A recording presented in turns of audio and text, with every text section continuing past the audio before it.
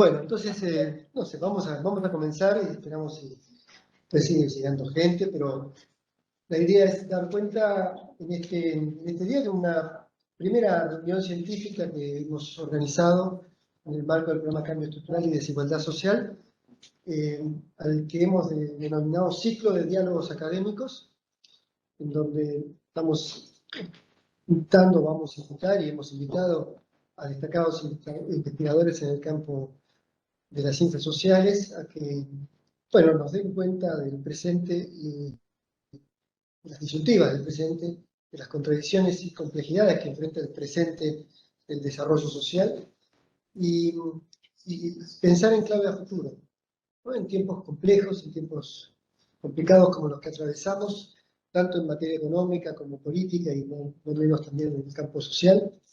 Lo hacemos como una serie de diálogos y actividades académicas que están tituladas bajo el título de clases, informalidad estructural y precariedades, aportes desde las ciencias sociales para el diseño de políticas.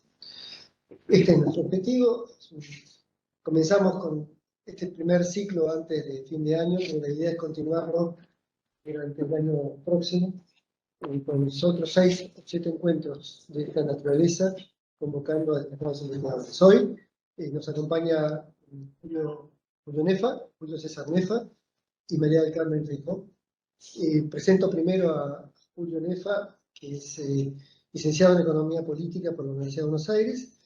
Sus principales líneas de investigación han sido y son la economía del trabajo y del empleo, procesos y organización del trabajo, condiciones y medio ambiente del trabajo, relaciones del trabajo, teoría de la regulación, economía del desarrollo y economía de las innovaciones científicas y tecnológicas.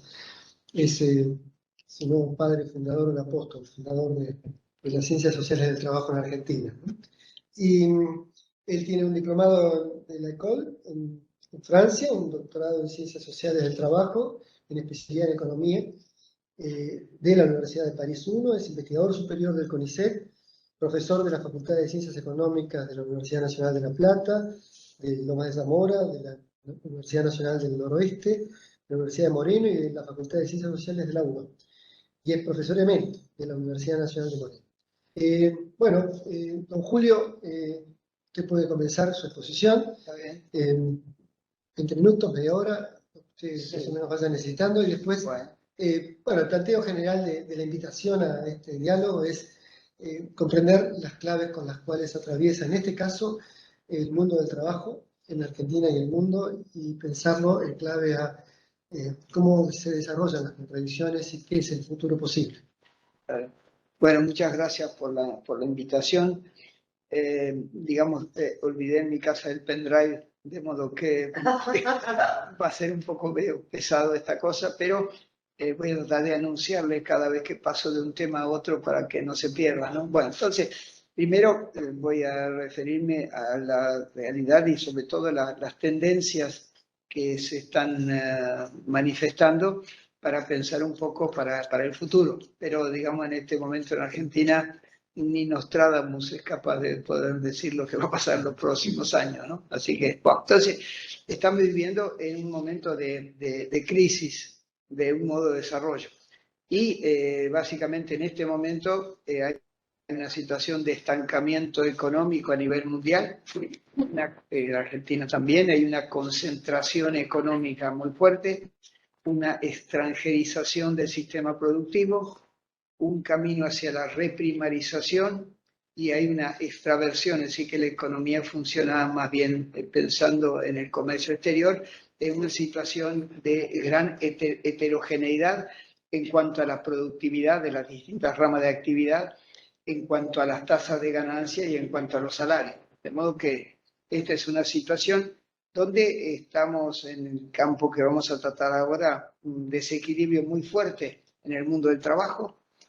Predomina la exteriorización de la fuerza de trabajo, la subcontratación, la tercerización, y podríamos decir que las características más importantes son la flexibilidad, la desigualdad, la precarización y la informalidad, y sobre todo el impacto de las nuevas tecnologías que dan lugar también a nuevas relaciones de trabajo o lo que los juristas hablan de la deslaboralización. Y voy a terminar haciendo algunas consideraciones sobre la salud laboral. Bueno, hay una trayectoria, digamos, en el modo de producción capitalista, bueno, siglo XV, siglo XVI, es cuando emerge este modo de producción, donde lo más importante no es la propiedad privada de los medios de producción, sino su lógica de producción y de acumulación, es decir, tratando de que no caiga o que aumente o que no caiga la tasa de ganancia, y también que hay una relación salarial. Esas son las dos cosas importantes del capitalismo. Y bueno, digamos, el capitalismo surge en un momento en que hay un cambio tecnológico, es el declive de las corporaciones de oficio, básicamente, y aparecen varios procesos de trabajo que hasta nuestros días han proseguido y se han transformado, como vamos a ver. Primero, lo que llamaban el Putinow System, es decir, que cuando la ley Chapelier de la Revolución Francesa decreta de alguna manera el fin de las corporaciones, hay un sistema productivo en el cual los viejos artesanos o los maestros de las corporaciones en su casa instalaban su especie de trabajo a domicilio, básicamente donde los comerciantes le traían la materia prima, ellos los procesaban y de alguna manera luego eso se vendía en el mercado.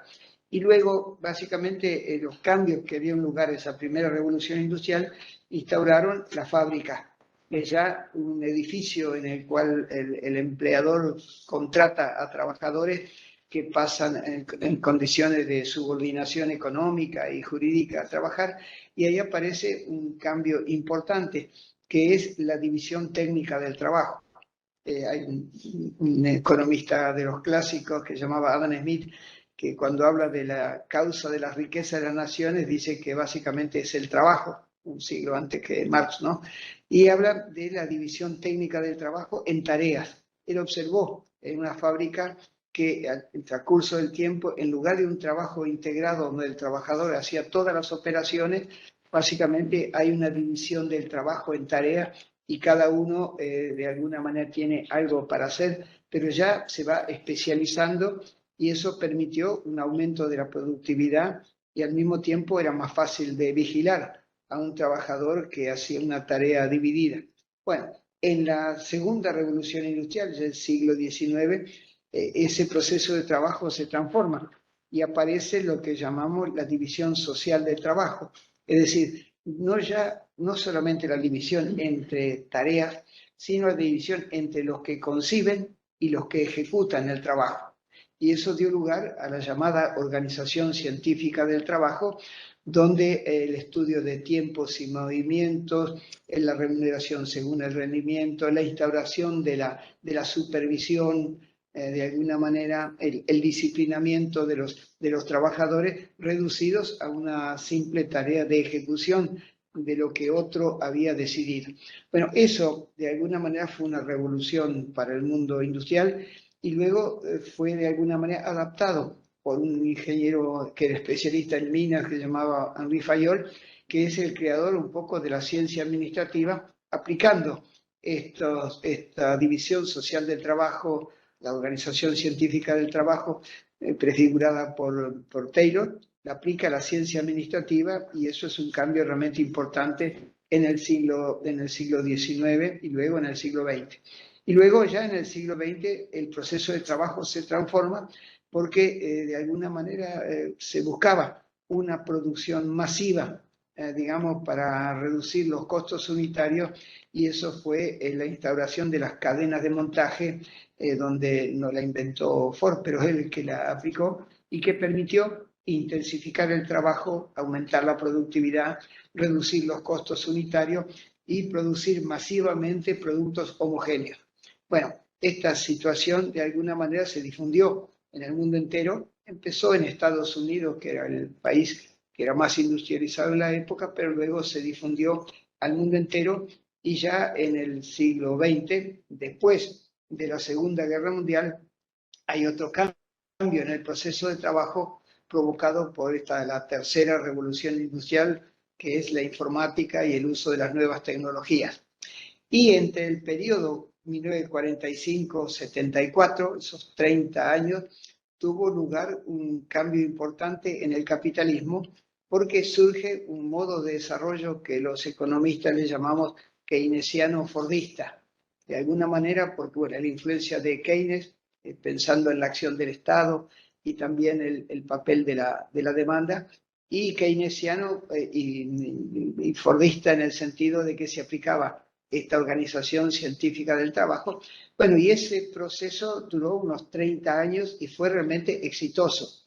Bueno, básicamente aumentó la producción, sobre todo en el sector industrial, aumentó el empleo, los trabajadores trabajaban a tiempo completo, en su mayoría eran de género masculino, el trabajo se llevaba a cabo sobre todo en la industria, en el ámbito físico de un gran establecimiento, digamos, donde había un disciplinamiento, los contratos de trabajo eran por tiempo indeterminado y con garantías de estabilidad, los trabajadores contaban con garantías de seguridad y estabilidad en el empleo, había una administración del trabajo, bueno, hay un economista, digamos, que escribió sobre los sistemas de relaciones industriales, Dunlop, que describe muy bien todo eso, y se necesitaba, bueno, más mano de obra, y fue eso satisfecho con el proceso migratorio.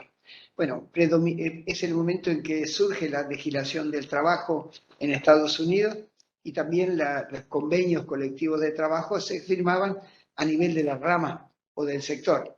Y el salario, de alguna manera, era importante porque obviamente permitía la reproducción de la fuerza de trabajo y, digamos, predominaba un empleo estable y con garantías legales y con facilidades para los trabajadores para acceder a créditos baratos y subsidios que permitieron una mejora sensible en la clase trabajadora. Y los salarios se indexaban, se ajustaban periódicamente, digamos, según la evolución del costo de la vida pasada, la productividad global que se esperaba, que si se anticipaba de alguna manera según la productividad, la antigüedad en la firma y también los resultados económicos de la empresa. Bueno, para que eso funcionara fue importante, es como en cambio en las relaciones de trabajo, dos innovaciones de Ford, ¿no? Prácticamente para frenar el ausentismo, básicamente instauró el presentismo, que todavía está vigente en los convenios colectivos en nuestros días, y en segundo lugar, para que la gente no rotara y no se fuera de la empresa y eso le complicara el funcionamiento de la cadena de montaje, instauró el aguinaldo, ¿no? Que son dos innovaciones realmente importantes que cambiaron un poco las relaciones de trabajo. Bueno, eso de alguna manera tuvo 30 años de éxito. Bueno, hay un economista francés que se llama Fourastier, que habla de los 30 años gloriosos, ¿no? Es decir, lo que keynesiano-fordista como sistema, ¿no?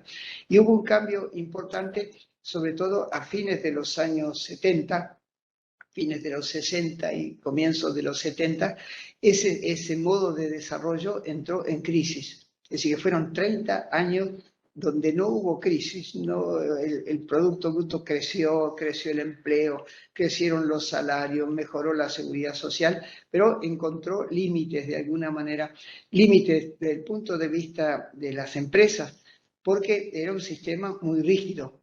La Organización Científica del Trabajo, tiempos, movimientos, básicamente eso frenó de alguna manera la innovación. Y el problema es que ese sistema productivo quedó estático cuando el resto de la economía iba cambiando y esa rigidez que tenía ese sistema para poder adaptarse a la demanda, que la demanda cambiaba en cuanto a la flexibilidad, la novedad de los productos, el cambio para obtener el producto en un tiempo dado. Bueno, básicamente ese sistema entró de alguna manera en crisis, básicamente. Y por el lado de los trabajadores hubo un rechazo muy fuerte a la organización científica del trabajo. Es decir, el trabajo en cadena, bueno, le parecía insoportable. Y la mayor parte de los conflictos de los fines de los años 60 y de comienzo de los 70 no fueron por salario, porque ya eran, en esos países desarrollados, ya era alto el salario. El problema eran las condiciones de trabajo, no querían hacer un trabajo repetitivo, tedioso, digamos, cuando ya tenían calificaciones profesionales, etc. Básicamente, la grande huelga de fines de los 60, el mayo del 68, el otoño caliente de Italia en el 69, las grandes huelgas en Estados Unidos, bueno, finalmente todo eso obligó de alguna manera a hacer un cambio y eso trajo como consecuencia inmediata el estancamiento económico porque se frenó el crecimiento de la productividad, desempleo e inflación. Y en ese contexto, los países capitalistas industrializados y el sistema financiero de alguna manera pusieron mucha atención y es de alguna manera lo que da lugar a que los economistas llamamos también el consenso de Washington. Es decir, que hay un cambio en el modo de desarrollo capitalista y de ese modo de desarrollo keynesiano-fordista aparece el modo de desarrollo neoliberal. Entonces, hay cambios en cuanto a la estructura productiva. Ya los países del socialismo real tenían realmente muchos problemas, de alguna manera ya difícilmente podían competir económicamente con Occidente, y aparece de alguna manera una crítica a la estatización de las empresas públicas de servicio, que era lo que después de la Segunda Guerra Mundial se había instaurado. Bueno, aparece una ola de privatizaciones, de una reducción del déficit fiscal, básicamente, digamos, para poder incrementar las tarifas de los servicios públicos. Se busca atraer inversiones extranjeras directas, se reducen las barreras aduaneras para lograr una amplia apertura del comercio exterior, se desregulan los mercados para estimular la competencia, aumentan las tasas de interés reales positivos para desalentar el consumo y estimular el ahorro, hay un mayor control del gasto público para reducir el déficit fiscal, se tratan de moderar los incrementos de los salarios para compensar la inflación, se frena el incremento de la demanda para aumentar las tasas de inversión y esa privatización de las empresas del Estado, bueno, se la acusaba de ineficiencia, sobreempleo, causante del déficit, y aparece de alguna manera también la tendencia a una apertura al comercio exterior, básicamente. Entonces se reduce la actividad estatal en beneficio del mercado, se elimina la indexación salarial, básicamente se estimula la subcontratación por parte de empresas transnacionales y los gobiernos de alguna manera adoptan políticas de ajuste estructural. Y bueno, emerge de alguna manera entonces un nuevo paradigma productivo, digamos, donde se busca de alguna manera satisfacer la demanda. Es decir, que hasta ese momento lo que predominaba era de alguna manera la demanda. Entonces la oferta, digamos, siempre es insuficiente. Bueno, el mundo cambió y este estancamiento hace que la oferta ahora supera a la demanda. Y eso es lo que hace que aparezca el cliente de alguna manera como un factor importante en la empresa. Bueno, ese nuevo régimen de acumulación trata de frenar la caída en las tasas de ganancias. Entonces, bueno, eso es lo que explica de alguna manera el peso que tiene la nueva división internacional del trabajo, esa reducción de las funciones del Estado y cómo la economía financiera adopta más importancia que la economía real. Y entonces los sistemas productivos se concentraron, se extranjerizaron y de alguna manera aparecen como factores decisivos del comercio internacional de economía las empresas transnacionales. Entonces, hay un nuevo contexto macroeconómico. Bueno, en Argentina, digamos, para aterrizar ya en nuestra realidad, bueno, la concentración económica, digamos, cualquiera que mira los datos del INDEC se da cuenta que la economía está cada vez más concentrada, cada vez más extranjerizada, se interrumpe la industrialización sustitutiva de importaciones, hay un estancamiento del Producto Bruto Per cápita. Bueno, en Argentina ya desde el año 74 el PIB per cápita no crece. Es el caso único, digamos, en América Latina y también en el mundo. Y el índice de Gini, que mide la desigualdad, bueno, básicamente en un momento dado Argentina tenía un índice de Gini muy privilegiado respecto del resto. En la actualidad está el grado de desigualdad de los ingresos es mucho más alto que en Brasil, que en México, que en Chile. Entonces, prácticamente es una situación de deterioro. los ingresos evolucionan de una manera cada vez más desigual.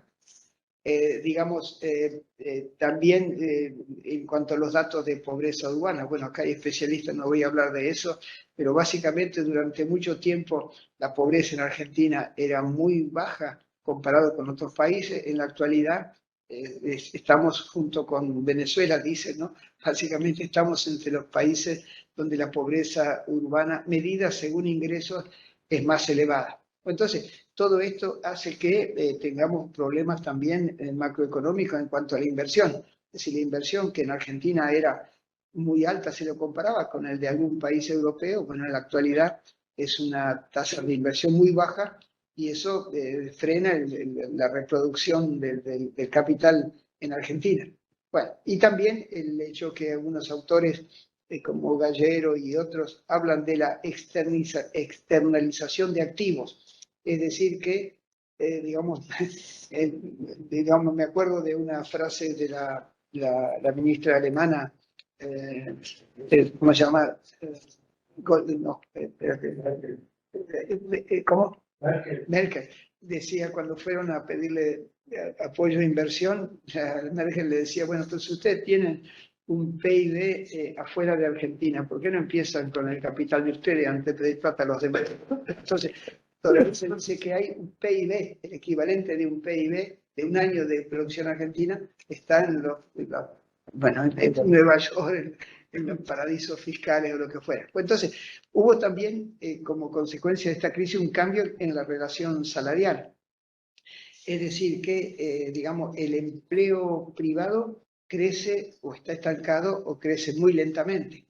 El empleo público es el único que sigue creciendo, básicamente, y, digamos, crece el trabajo informal, de alguna manera, crece el trabajo precario, y básicamente dentro de la población económicamente activa se contrae el porcentaje de los trabajadores registrados. Bueno, el problema es que eso constituye la base de la organización sindical, porque los que no tienen un contrato de trabajo en blanco no pueden formar parte de los sindicatos y los sindicatos no se ocupan, la verdad, mucho de ellos, ¿no? Bueno, también hay cambio en la demanda de la fuerza de trabajo, porque aparecen las nuevas tecnologías, ya se pide cada vez más un aumento de la formación y también un nivel de calificaciones más elevado, y también se pide a los trabajadores otras competencias, así que tengan más iniciativa, más autonomía, más responsabilidad, de alguna manera, y básicamente eso obviamente no va a desaparecer la explotación y la alienación del trabajador, pero se requieren trabajos que los trabajadores sean más capaces de hacer un trabajo interdisciplinario, un trabajo más polivalente. Y la otra cosa importante es que ese proceso de desintegración empresaria, es decir, que el Fordismo fue importante porque instauró la integración vertical de la producción. ¿Qué quiere decir? Que todos los insumos para fabricar los autos se fabricaban dentro de la empresa. Eso explica el gigantismo de esas empresas donde, bueno, llegaban a trabajar cerca de 20.000 personas, ahí en River Rouge, en Detroit. Wow. El problema es que las empresas ahora, para reducir costos, básicamente están exteriorizando la fuerza de trabajo. Es decir, que recurren a la subcontratación, a la tercerización o a la deslocalización de alguna manera para reducir los costos y transfieren los costos a las empresas subcontratistas o terciarizadas. Y básicamente eso es la búsqueda de reducir costos para que no caiga la tasa de ganancia. Y también hay dentro de las empresas una exteriorización jurídica, es decir, que dentro de la empresa hay trabajadores que no tienen un contrato por tiempo indeterminado, sino que son trabajadores precarios, de alguna manera, y eso permite al empresario reducir los costos laborales, porque si sacan ustedes la cuenta, aproximadamente más del 30% del salario es de alguna manera destinado a la seguridad social. Al contratar a las personas y no considerarlos asalariados, hay un ahorro importante y eso evita la caída de las tasas de ganancia. Entonces, el empleo privado registrado habíamos dicho que crece, pero a un ritmo más lento que la población económicamente activa. Y es el sector público el único que creció. Y entonces ahora surgen nuevas formas de contratación, digamos, las ocupaciones informales, el autoempleo, y básicamente, según un cálculo, prácticamente 2/3 de la población económicamente activa argentina no tiene un contrato por tiempo indeterminado y con garantías de estabilidad, lo que es un cambio fenomenal el que ocurrió en todo este tiempo. Entonces, la causa principal, obviamente, es la poca capacidad del sistema productivo para generar nuevos empleos. Cayó la inversión, difícilmente se van a generar nuevas empresas. Bueno, también la introducción del cambio científico y tecnológico cambia la naturaleza del trabajo. Y entonces el trabajo requiere cada vez más competencias analíticas y simbólicas. Es decir, que se requiere un compromiso inteligente del trabajador, una movilización de la subjetividad, no solamente del cuerpo. Y básicamente es un trabajo que tiene que ser más coordinado. Entonces, el triunfo del liberalismo individualista se refleja en la valorización y los incentivos para promover la gestión de sí mismo. Es decir, que ser microemprendedor es una transformación de la forma de trabajar. Tiene que ser autónomo. Básicamente son trabajadores y al mismo tiempo pequeños capitalistas que tienen que gestionar su negocio, buscar su propio mercado, compitiendo con otros. Y es un actor social en el que se asocia individualmente el trabajo y el capital, y el número de estos va creciendo. Hay una caída en el porcentaje de los que tienen ese contrato por tiempo indeterminado y con garantía de estabilidad. Y eso impacta sobre los sindicatos que los representan. Y los sindicatos van a tener que básicamente hacer frente a nuevos desafíos para representar a trabajadores que tienen un comportamiento cada vez más individualista en una economía globalizada y financiarizada, y donde el sector industrial va perdiendo importancia dentro del Producto Bruto Interno. Los contratos de trabajo, digamos, básicamente habíamos dicho que dejan de crecer los que son contratos por tiempo indeterminado y van creciendo los microemprendimientos. Y dentro de la mayoría de las empresas empieza a crecer el trabajo precario, digamos, que muchas veces está registrado ante el sistema fiscal, los monotributistas o los autónomos de alguna manera.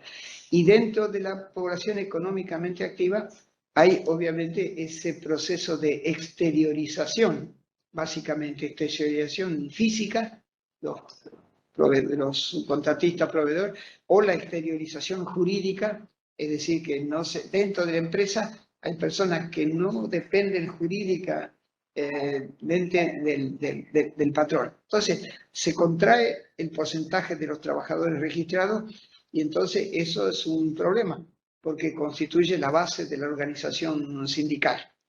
Entonces, básicamente es un contexto en el cual está creciendo la informalidad y la precariedad. Bueno, acá hay especialistas sobre el tema del trabajo informal. Yo lo único que quería decir de alguna manera es que la OIT en el año 2002 y el 2003 nos complicó la vida, básicamente, porque, digamos, lo que era el trabajador informal, según el informe de Kenia del año 71, eran los trabajadores cuenta propia, trabajadores familiares no remunerados, también ¿quién más? Los otros eran 4 categorías de alguna manera, bueno, pero en el informe ese del año 2003, el señor llamaba Hausmann, básicamente incluye dentro del trabajo informal al trabajo precario. Bueno, complicó la vida, porque para mí, digamos, el trabajo precario es la categoría que engloba a los informales, a los que son prácticamente. Bueno, entonces, el tema es que la precariedad de alguna manera ahora pasa a ser una categoría cada vez más abundante de trabajadores, hasta el punto de que hay un economista inglés bastante conocido que decía, bueno, en el siglo XX se hablaba del proletariado y en el siglo XXI se habla del precariado. Es decir, que prácticamente lo que ahora más abunda son los trabajadores precarios Es decir, que no tienen la garantía de la protección del derecho del trabajo ni de la seguridad social.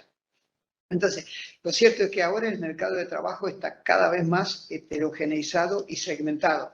Entonces, hay nuevas formas de contratación, aumentan los trabajos precarios, aumentan los trabajadores informales, aumenta el autoempleo y básicamente, prácticamente la mitad de la población económicamente activa no tiene un contrato por tiempo indeterminado y eso va creciendo.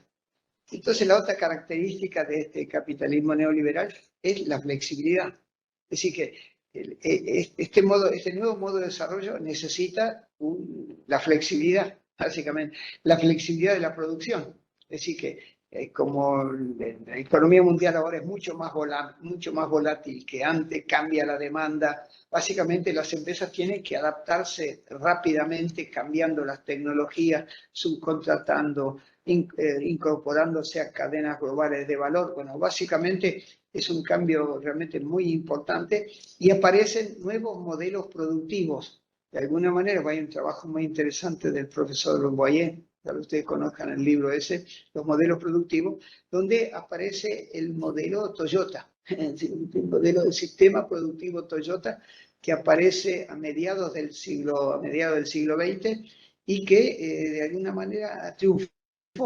Básicamente en la actualidad triunfó, pero no por la cantidad de inversiones en capital físico, porque son muy prudentes los japoneses y solamente utilizaban una nueva tecnología si ya había sido exitosa, pero cambios en la organización del trabajo. Entonces, el trabajo justo a tiempo, la búsqueda continua de la calidad, el trabajo en equipo, digamos, la formación permanente, la búsqueda de la reducción de los tiempos de producción y básicamente tratando de incorporar a los trabajadores a esa lógica. Y básicamente, bueno, ese sistema triunfó. Básicamente no hay ahora una empresa automotriz que no utiliza el sistema productivo Toyota.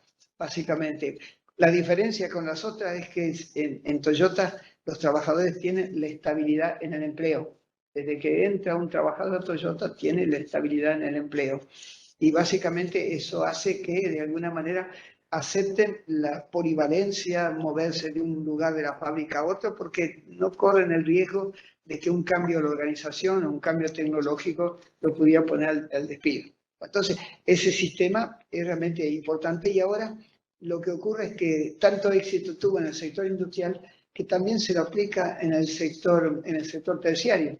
Y básicamente, por ejemplo, en los supermercados, en la venta de minoristas, de alguna manera, también se utiliza el sistema productivo, se trabaja justo a tiempo, hasta las farmacias de alguna manera ya no tienen stock, básicamente, sino que están vendiendo y cuando pasan el gráfico de barras por la computadora se dan cuenta que faltan algunos productos y automáticamente aparece el pedido, así que sin intervención.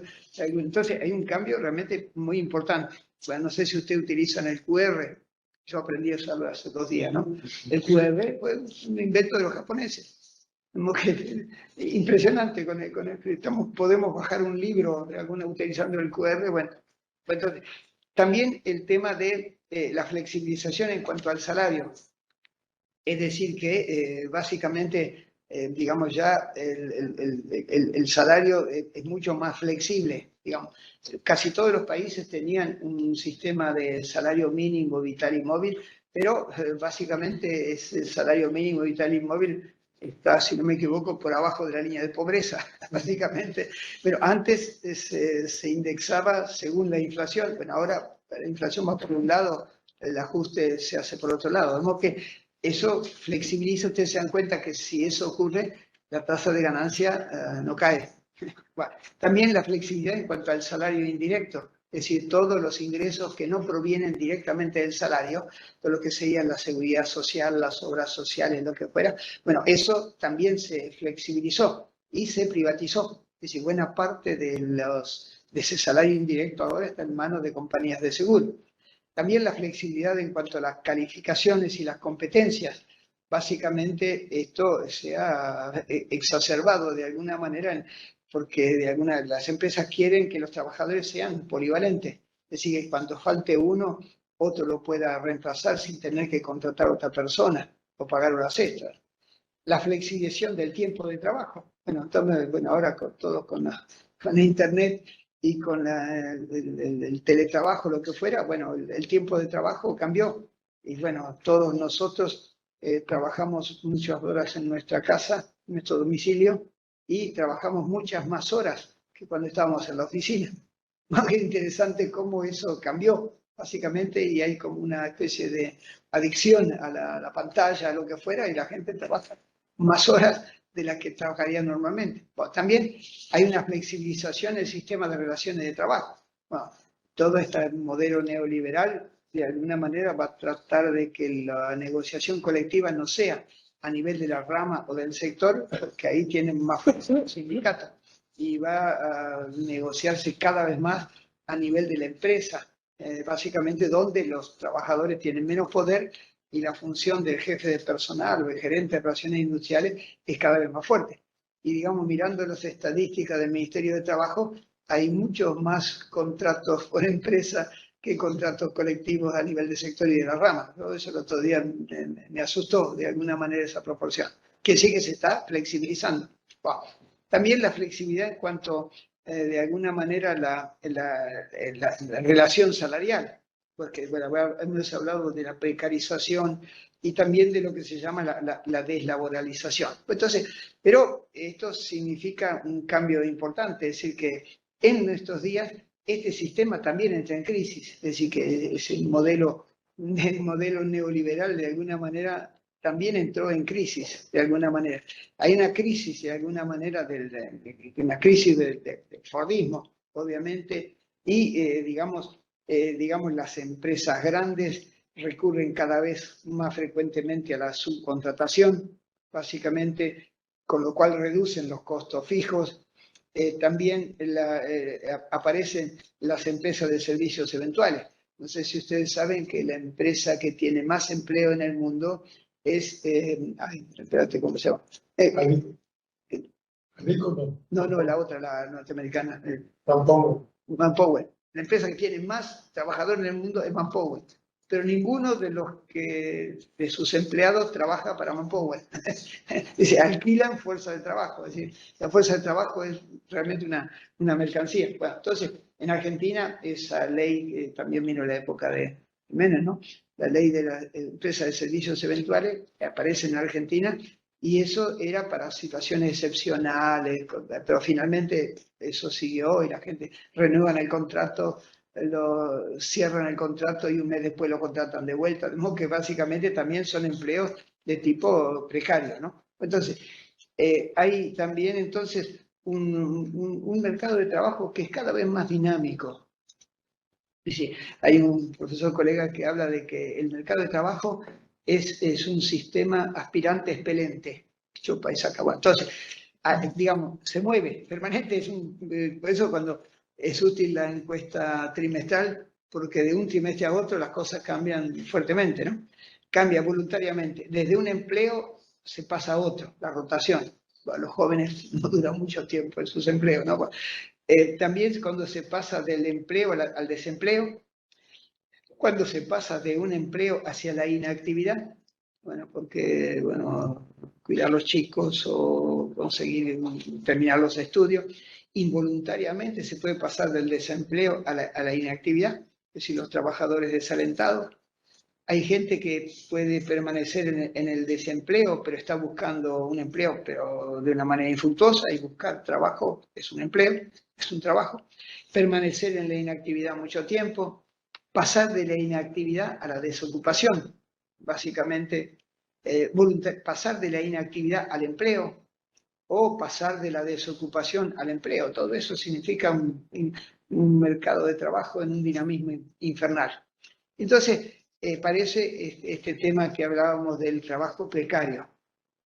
Bueno, el trabajo precario es polisémico esa palabra, porque están los contratos por tiempo determinado, que bueno, con lo cual al terminar el contrato no hay que pagar preaviso ni indemnización, el trabajo en domingos, días feriados sin pagarlo como horas extraordinarias, frecuentes en los supermercados, los contratos de trabajo de tipo estacional, las empresas de trabajo temporario o servicios eventuales que hablamos, el trabajo a tiempo parcial, con una reducción proporcional del salario a veces, las pasantías por un tiempo prolongado, que no siempre desembocan en un empleo permanente, y de alguna manera estos trabajadores precarizados trabajan de manera más intensa y en peores condiciones de trabajo que sus homólogos. Y entre ellos se registran más problemas de condiciones y medio ambiente de trabajo. Bueno, en este contexto, en el capitalismo tiene una capacidad de adaptación fuera de lo común, ¿no? De alguna manera. Entonces, como esta crisis de alguna manera de este modo de desarrollo, aparece de alguna manera un nuevo paradigma productivo. Hay dos autores importantes, Boltanski y Capiero, que hablan del nuevo espíritu del capitalismo, distinto del espíritu, digamos, el espíritu del protestantismo, digamos, uno de los reformadores, de alguna manera, digamos que habló, Weber escribió mucho sobre él, ¿no? Y también hay otros autores sobre ese comportamiento, digamos, de la búsqueda de la ganancia, de la austeridad del empresario, de alguna manera. Bueno, todo eso, de alguna manera, está... ¿Cómo? No, sí. Bueno, pues entonces, las organizaciones productivas son hoy día cada vez más complejas. Bueno, entonces, hay un cambio, y bueno, lo vemos en tal vez en las tecnológicas, estas más importantes, vemos como el sistema de organización y de administración, hay una búsqueda de una descentralización, mientras que Fayol y Taylor hablaba de la centralización. Son menos jerárquicas, una organización más horizontal de alguna manera, donde se da más responsabilidad a los trabajadores. Digamos, se pide que el trabajador sea polivalente y que se forme, y son capaces de invertir mucho en la formación de esos profesionales para que se adapten y sean más útiles para la empresa. Se trata de que la empresa sea un espacio de aprendizaje. Bueno, y los salarios tienen cada vez más en cuenta los resultados. A veces hay un sistema de remuneración colectiva también. Bueno, también, digamos, los salarios dentro de esas empresas son cada vez más heterogéneos. No hay dos trabajadores que ganen lo mismo en esas empresas. Y eso es importante, pues cuando hay un reclamo, bueno, no es el sindicato. El trabajador va directamente a hablar con el gerente y tienen lo que se llama el sistema de evaluación según el desempeño, con el cual una vez al mes, al año, el empresario se reúne con cada trabajador, le hace una especie de autopsia, digamos, qué es lo que quiere hacer, cómo lo está haciendo, lo que fuere, lo ve un año después y en función de eso ajusta el salario, de modo que prácticamente no hay dos trabajadores que tengan iguales salarios, lo cual ustedes se dan cuenta que eso lo decide individualmente el trabajador con su jefe de personal, lo cual el sindicato queda prácticamente de lado en esa negociación. Y hay también un hecho importante, que es esta revolución científica y tecnológica, ¿no? Bueno, esto es interesante porque, bueno, ha cambiado un mucho la reflexión entre los economistas y los sociólogos sobre el tema, ¿no? Bueno, ya un premio Nobel que se llamaba Robert Solow, digamos un economista norteamericano, explicó con un estudio econométrico ya famoso que en el último siglo en Estados Unidos la explicación más grande del crecimiento de la productividad no era ni por el trabajo, ni por el capital, ni por los recursos naturales, sino por el cambio científico y tecnológico. Así que aparece de alguna manera el cambio científico y tecnológico como el factor más importante para explicar el crecimiento económico y el de la productividad. Bueno, eso ha dado lugar a muchas reflexiones. Seguramente yo no voy a hablar de eso, pero hemos escrito algo con otros colegas, digamos, sobre esa problemática del fin del trabajo. El fin del trabajo. ¿Se acuerdan de Rifkin? También Klaus Hofe, un sociólogo alemán muy famoso también, Habermas, y también, bueno, Dominique Méda, que es una francesa que escribió también sobre el tema, ¿no? Bueno, básicamente el trabajo iba a desaparecer. Y entre los economistas empezó a estudiarse mucho el problema y empezó una época de tecnopesimismo, básicamente, ¿no? Sí, básicamente pensando que con las nuevas tecnologías el trabajo iba a desaparecer, se iba a reducir significativamente y eso de alguna manera hasta hace poco tiempo tuvo mucho peso, pero bueno, finalmente se hicieron otras investigaciones y eso ya nadie seriamente lo puede proponer, ¿no? Entonces, el punto de partida fue en la Universidad de Oxford, dos economistas que se llamaban Frey y Osborne, que decían que básicamente estudiando la evolución en la economía norteamericana y en la economía inglesa, estimaron que el 47% del empleo total en Estados Unidos corría el riesgo de desaparecer con la automatización. Bueno, eso dio lugar a muchos debates, pero hubo un error, porque lo que ellos analizaron no fue el empleo, sino el puesto de trabajo. Y los puestos de trabajo con las nuevas tecnologías cambian, básicamente porque hay que hacer otras cosas. Un trabajador se desplaza hacia otras tareas, hay una nueva división del trabajo y bueno, básicamente eso hizo que se revisara esa metodología y hasta la OCDE de alguna manera sacaron cálculos diciendo que incluso en Estados Unidos solamente el 9% de las ocupaciones correrían el riesgo de una automatización completa y desaparecería. Entonces, hubo también entre otros economistas como Arns y sobre todo Acemoglu y Restrepo, son los autores más importantes, que demostraron que básicamente la automatización reemplaza tareas, pero no elimina los empleos, reemplaza tareas y de alguna manera básicamente eso es un poco la conclusión de estudios muy importantes que se hicieron dentro de la OCDE y en la economía norteamericana. Bueno, básicamente, entonces la tecnología y la fuerza de trabajo se compensan, básicamente, de alguna manera. Hay un cambio, por ejemplo, pues, incrementa la productividad de toda la economía y eso da lugar a más demanda de mano de obra en las tareas que no están automatizadas. La automatización permite una mayor acumulación de capital y entonces eso permite inversiones y se genera más empleo. La tecnología no solamente influye sobre el factor trabajo, sino también sobre el capital. Y al hacerlo más productivo, genera de alguna manera un alza en la demanda de trabajo. Entonces, hay una complementariedad entre la nueva tecnología y el empleo dentro de un determinado sector. Y también, de alguna manera, hay efectos indirectos positivos, porque, por ejemplo, los nuevos robots, las máquinas, herramientas de control numérico, de alguna manera, para diseñarse, hay que construirla, hay que mantenerla, hay que repararlo y hay que aumentarla. Y eso aumenta la demanda, de alguna manera, para la construcción y para la infraestructura. Nosotros hicimos una investigación ahí, digamos, en la industria, las autopartistas de la industria automotriz, hicimos 6 estudios de caso importantes en autopartistas que trabajaban para las terminales automotrices y básicamente en ninguna de ellas se redujo el empleo.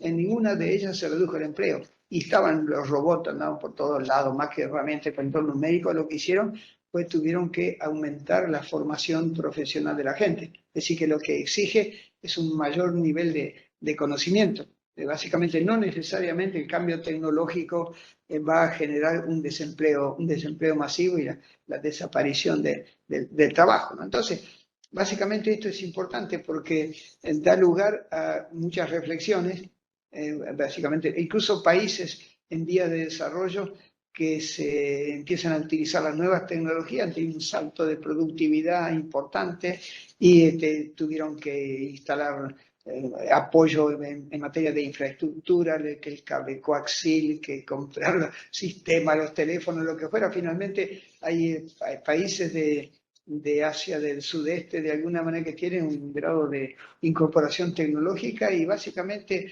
tanto en esos países el desempleo es muy bajo. En Alemania el empleo es bajísimo, en Japón el empleo bajísimo, en Suecia el empleo bajísimo, y todos ellos tienen un grado exacerbado de utilización de nuevas tecnologías. Lo que sí tuvieron que, de alguna manera, poner un esfuerzo muy grande en cuanto a la formación profesional y la reconversión profesional. Bueno, hay dos nuevos procesos de trabajo que han aparecido gracias a las nuevas tecnologías. Bueno, seguramente en la facultad hay mucha gente que lo está estudiando, aunque no voy a profundizar. Una de ellas sería el teletrabajo. Bueno, es decir, poder trabajar, digamos, a distancia. Es decir, hay una relación salarial a distancia. Bueno, son 4 siglos del capitalismo que cambiaron con esto. 4 siglos del capitalismo donde los empresarios querían que el trabajador estuviera presente y trabajar bajo su software. Básicamente, eso permite a las empresas ahorro de capital y de mantenimiento de edificios. Tengo un hijo que trabaja en Telecom y básicamente el edificio ese que está ahí cerca de Buquebus, hay 2 pisos que se utilizan y los otros lo están alquilando, básicamente. Bueno, entonces hay una reducción. Y para el trabajador tiene menos tiempo de trayecto, de alguna manera se cansa menos, básicamente para trabajar, tiene que gastar menos plata en vestirse, comer fuera de casa o lo que fuera, de modo que hay mucha gente que trabaja a gusto, a distancia, y ahora les cuesta volver a la empresa. Entonces, yo estoy pensando en lugares del CONICET donde la gente se acostumbró a trabajar y no hay forma de hacerlo volver. No hay forma de hacerlo volver. Bueno, entonces pero el problema es que se individualiza el trabajo y básicamente se reducen las relaciones laborales. Bueno, los sindicatos van a tener muchos problemas, ¿no? Para hacer una asamblea o cosas por el estilo. Y el tiempo de trabajo se prolonga, efectivamente, como decíamos. Básicamente los trabajadores trabajan más horas, cuando teletrabajan, trabajan más horas, cada uno de nosotros sacará la cuenta, que si estuviera en la oficina. Se pierde menos tiempo en la charla, los comentarios, las cosas por el estilo. Entonces el tiempo de trabajo se prolonga.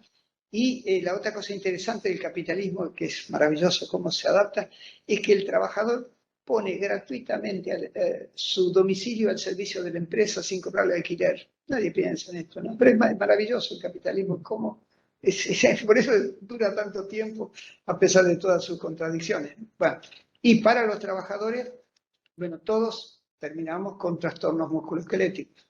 No creo que hay un solo trabajador, todo estoy acá, todo.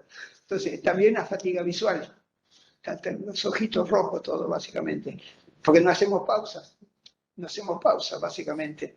Hay una legislación que se está empezando a aplicar, pero rige para los que son asalariados, los que no son asalariados, no. Entonces, y también lo interesante es que los patrones siguen controlando y vigilando a los trabajadores, incluso cuando están teletrabajando en su casa. O les ponen la cámara o saben perfectamente cuántas teclas tocó a lo largo del día, saben quién trabaja. Entonces, no hay, bueno, eso uno. Y después el otro cambio importante es la economía de plataformas. Es interesante porque, digamos, en el capitalismo estaba la relación salarial, pero en las economías de plataforma se niega la existencia de una relación salarial. Es decir, que el trabajador se considera un colaborador. Los empresarios ponen el capital de alguna manera y asumen los costos de mantenimiento, básicamente, pero el trabajador, los repartidores, por ejemplo, o los conductores de vehículos, los Uber o lo que fuera, son vistos como colaboradores. Yo he leído los contratos de esos trabajadores. Bueno, obviamente no es un contrato sujeto a la legislación del trabajo. Básicamente está claro que tienen libertad para ingresar y salir, tanto el patrón como el trabajador, y no hay preaviso ni indemnización. Bueno, básicamente eso es una situación muy particular. Entonces, los repartidores, bueno, al servicio del cliente, los conductores de vehículos, básicamente, y también lo interesante es que tanto los repartidores como el Uber se ha terciarizado la evaluación. Porque normalmente cuando un trabajador está en la empresa es el patrón, por ejemplo, el que lo puede evaluar. Ahí es el cliente. Más para el cliente aparece en este nuevo modo de desarrollo como algo realmente importante. Pero lo que es cierto es que las empresas de alguna manera son los que a través del algoritmo están regulando eso. No es que no haya una empresa. Hay una relación de subordinación económica, pero no una subordinación jurídica. Y eso algunos sindicatos han logrado de alguna manera, sobre todo en Europa, a tratar de considerar que hay una relación de dependencia económica, de alguna manera, y eso bueno, da lugar a muchas reivindicaciones. Y también se ha usado ahora mucho, de manera discrecional, no sé si ustedes saben, hay gente que hace selección de personal por internet. Entonces, pone un anuncio y le llegan 20, 30, 500 currículos, no leen los currículos. Están en la computadora y le ponen un algoritmo y saben, bueno, si tiene formación, si tiene doctorado, no tiene doctorado, si es varón, si es mujer, si es el que género tiene, que esto, que lo otro. Bueno, básicamente eso ahora lo hace un algoritmo que está elaborado. Alguien hizo el algoritmo. Pero básicamente esta despersonalización es terrible. Entonces, esto es un cambio importante. Bueno, ahora paso a la última parte de esta presentación, que es de alguna manera el impacto que está teniendo esta nueva forma de trabajo sobre la salud del trabajador. Bueno, la salud del trabajador, bueno, es un tema para otra reunión, pero básicamente no es la salud solamente física. Bueno, nosotros estamos en Argentina, tenemos una maldición, digamos, en el sentido de que la legislación sobre esta materia en Argentina es retrógrada. Básicamente, la ley de accidentes es del año 2015 y no cambió. La ley de higiene y seguridad es del año 1972, es de la dictadura militar y no cambió. La ley de riesgo del trabajo es de la época del menemismo, para que en lugar del Ministerio de Trabajo sea una compañía de seguro el que se ocupe de la prevención.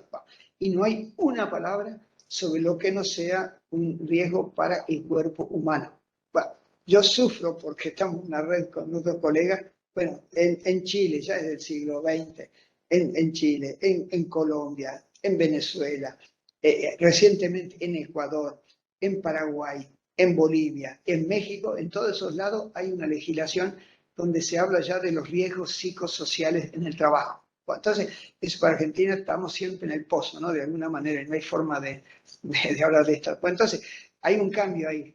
Digamos, hubo, bueno, obviamente, siglo XVIII, siglo XIX, bueno, los sindicatos y los movimientos sociales de la época hablaban de los accidentes de trabajo y de las enfermedades profesionales. La OIT, cuando se crea en el año 19, fue un avance muy grande, pero luego hubo digamos, antes de la Segunda Guerra, hubo dos acontecimientos importantes. El primero hubo un señor biólogo que se llamaba Hans Selye, que es el que habló del síndrome general de adaptación, ¿sí? Cómo las personas ante las amenazas o los peligros se adaptan, resisten, son vencidos o de alguna manera superan la situación, y eso después se le llamó estrés. Bueno, y también el otro autor importante, lo deben conocer los sociólogos y psicólogos, Elton Mayo, que de alguna manera con sus célebres estudios en esa fábrica de aparatos electrónicos va a dar lugar a la psicología industrial y a la escuela de las relaciones humanas. Fueron dos autores que van a poner el acento en problemas de la salud, pero que no repercutían directamente sobre el cuerpo, sino sobre otras dimensiones del ser humano. Bueno, otro cambio importante fue en el año 74, cuando la OIT pega un salto. Es decir, la OIT en el año 74, en una memoria célebre que se llamó Por un trabajo más humano, empieza a hablar de la organización del trabajo, en el año 74, recién en el año 74, ¿no? Empieza a hablar de la organización del trabajo y todos los problemas que tenía la duración y la configuración del tiempo de trabajo. Y eso fue un cambio realmente pero muy importante, porque antes se hablaba solamente de higiene y seguridad. Bueno, las cosas cambiaron y 2 años después hubo un programa muy importante de la OIT para mejorar las condiciones de trabajo en los países en vías de desarrollo, donde, gracias a la dictadura militar, yo tuve un trabajo ahí durante varios años, de alguna manera, porque conozco eso desde adentro. Y hubo luego cambios importantes, pero ya vienen no tanto de las ciencias sociales ni de las ciencias económicas, quedaron atrasadas. Básicamente eran médicos epidemiólogos. Uno de ellos, que se llamaba Karasek, va a tratar de explicar el por qué la gente sufría el estrés, y decía que era porque las empresas hacían demandas muy importantes al trabajador, pero al trabajador le daban poca capacidad de autonomía para hacer frente a esa demanda o esa exigencia. Entonces, eso le provocaba ese estrés. Y él decía que cómo la gente supera eso, bueno, cuando hay un apoyo por parte un apoyo técnico por parte de los jefes o un apoyo social por parte de los compañeros para poder compensar esa contradicción entre la demanda de la empresa y el poco poder autónomo para poder ejecutar la tarea como alguien sabe. Otro doctor, otro médico, es un alemán que llamaba Sigris, también buscando la explicación digamos, del estrés, dice que el problema es que la empresa, digamos, intensifica el trabajo y a cambio de eso le da un reconocimiento económico, el salario, o sea. Bueno, pero prácticamente eso sería, cuando hay un desequilibrio entre la intensidad del trabajo y la compensación económica, eso provocaba estrés. Pero otros colegas de él lo que le dijeron es que el trabajador no solamente necesita un salario, bueno, para reproducir su fuerza de trabajo, sino un reconocimiento moral y simbólico del trabajo. Así que el trabajador no solamente busca dinero en el trabajo, sino busca un reconocimiento moral y simbólico de su esfuerzo, su compromiso. Y eso realmente es impresionante, cómo la gente, bueno, cuando toman conciencia de esto, ¿no? Yo en esta investigación que hicimos en Nucleoeléctrica Argentina, cuando estuvimos en Atucha, básicamente tuvimos una reunión con trabajadores del área de mantenimiento. Eran gigantes, personas, cada uno pesaba 100 kilos, unos músculos, una cosa impresionante, y nos contaban básicamente qué es lo que más les preocupaba, qué es lo que más les dolía en su trabajo. Y uno de ellos decía, bueno, a mí el jefe pasa y me saluda. No. Y otro decía, yo estuve con COVID, estuve 3 meses afuera con COVID. Cuando volví a la empresa, el patrón, ¿qué es lo que me dijo? ¿Qué es lo que me dijo? Por fin volviste. Casi se fue, por fin. Entonces, trabajadores, pero robustos, el reconocimiento moral, la gente lo necesita. Bueno, entonces, otro autor importante es un jurista, Mullman, que habla de la sensación de injusticia, es decir, cómo en las organizaciones no hay una justicia organizacional. Eso es muy importante en el sector público. Digamos, la gente del sector público sufre el nepotismo, el acomodo, que no lo saludan, que a unos le dan una cosa, a otros no le dan y cosas por el estilo. Eso íntimamente la gente lo sufre y eso hace realmente mucho daño y eso hace que la gente finalmente se deprima o básicamente recurra al ausentismo como la forma de defensa. Es una de las causas de ausentismo más fuertes. Bueno, otro autor importante es un ergónomo que se llamaba Alan Wisner, que bueno, vino muchas veces a Argentina. Y él lo que decía es que hay que distinguir entre el trabajo prescripto y la actividad. El trabajo prescripto es el que el jefe de personal o el ingeniero de tiempos y métodos le indica al trabajador lo que tiene que hacer. Normalmente lo hace mal, hay errores, no, porque nunca hizo él el trabajo, de modo que prácticamente lo diseña mal. Y por otra parte, cómo el trabajador lo ejecuta. Y él lo que dice, de alguna manera, es que el trabajador es muy creativo, porque normalmente siempre el trabajo prescripto básicamente no se ajusta a lo que uno realmente hace. Entonces, el trabajador quiere estar orgulloso de su trabajo y resuelve los problemas que estaban mal diseñados para poder hacer la cosa. Bueno, y yo, digamos, para hacerlo menos abstracto esto, les diría a ustedes que miren en su casa esta noche el contrato que tienen, ya sea con el CONICET o con la universidad, lo que fuera. Entonces es un párrafo que lo que tiene que dar JTP son 9 horas de clase. Bueno, ese es el trabajo prescrito.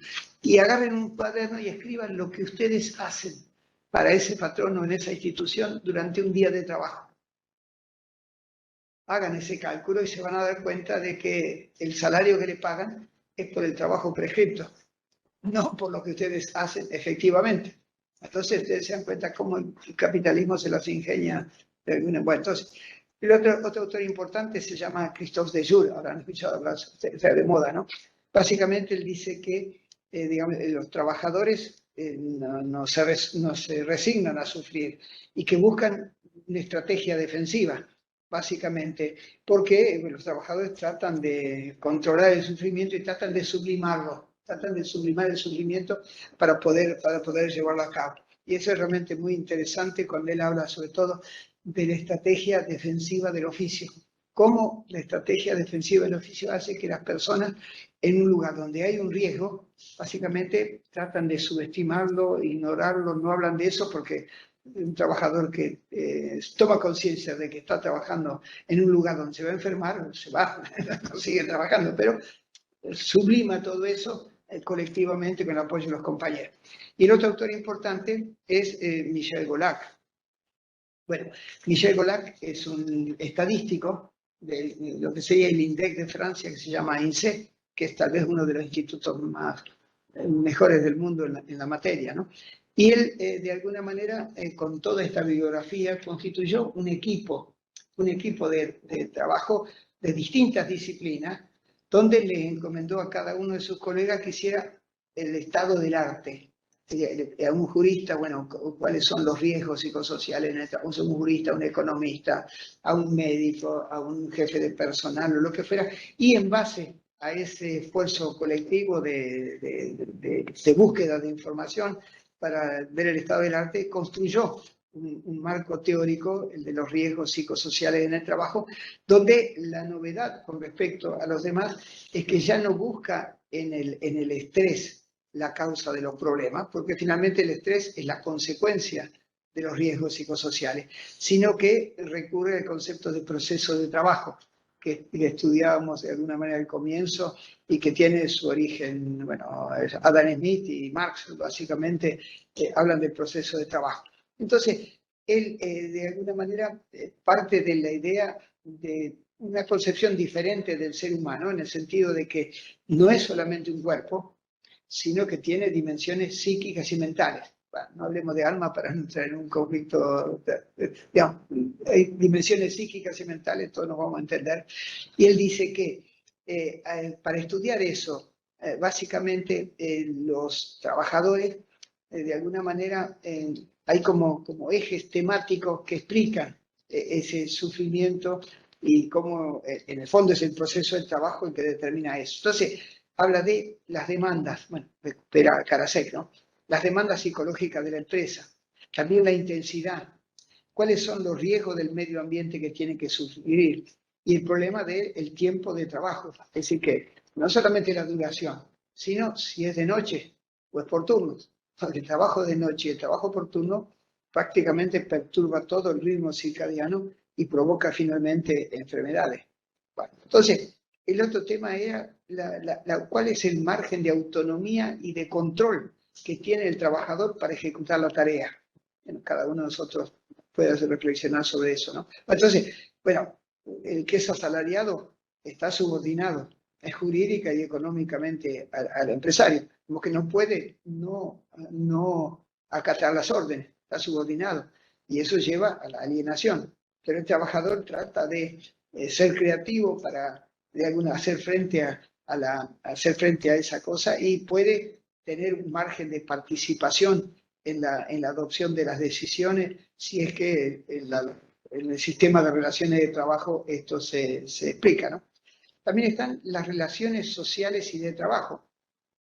Es decir, en los lugares de trabajo hay hostigamiento, ¿no? Hay acoso sexual, hay violencia física y sobre todo hay una violencia verbal, cómo nos trata el jefe, hay discriminación, hay adicciones, básicamente, ya sea el alcohol o la droga, o también adicción al trabajo. Pues la adicción al trabajo también es un problema, básicamente. También hay conflictos éticos y de valores.